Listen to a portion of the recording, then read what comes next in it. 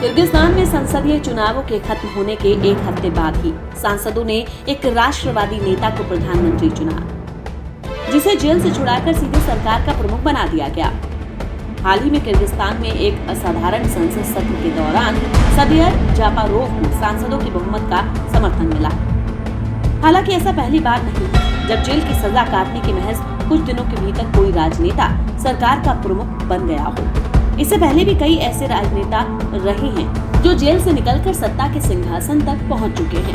ऐसे में आइए जानते हैं उन नेताओं के बारे में। जवाहरलाल नेहरू साल 1921 में प्रिंस ऑफ वेल्स के दौर के बहिष्कार का आह्वान करने के चलते जवाहरलाल नेहरू को ब्रिटिश हुकूमत ने जेल में डाल दिया था। अलग अलग मामलों में नेहरू ने लगभग एक दशक जेल में बिताया, लेकिन साल 1947 में आजादी मिलने के बाद नेहरू को देश का पहला प्रधानमंत्री चुना गया। मिशेल बाचेलेट चिली की पहली महिला राष्ट्रपति मिशेल बाचेलेट के पिता को सैन्य तख्ता पलट के बाद हिरासत में ले लिया गया था।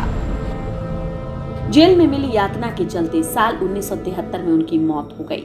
बाद में बाचेलेट को भी गिरफ्तार कर राजनीतिक गतिविधियों के लिए यातनाएं दी गई, मगर जेल से रिहा होने के बाद साल 2006 में उन्हें पहली बार राष्ट्रपति चुना गया। नेल्सन मंडेला अश्वेत लोगों के अधिकारों के लिए दक्षिण अफ्रीका में सशस्त्र संघर्ष का नेतृत्व करने के लिए नेल्सन मंडेला को दोषी ठहराया गया और सजा के दौरान नेल्सन मंडेला को कुख्यात रॉबिन द्वीप पर भेज दिया गया। लेकिन जेल में गुजरे 27 सालों ने उन्हें रंग भेद के विरोध का सबसे चर्चित चेहरा बना दिया। इसका नतीजा ये हुआ कि 1990 में रिहा हुए मंडेला को 4 साल बाद दक्षिण अफ्रीका का राष्ट्रपति चुना गया।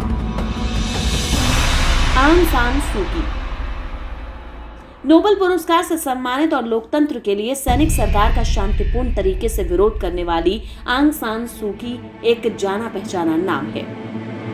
बार बार नजरबंद और रिहाई जैसी कठोर प्रक्रिया से गुजरने के बाद भी शांति का परचम लहराने वाली आंग सान सू की पार्टी ने साल 2015 के चुनावों में जोरदार जीत हासिल की और वो सत्ता में आई।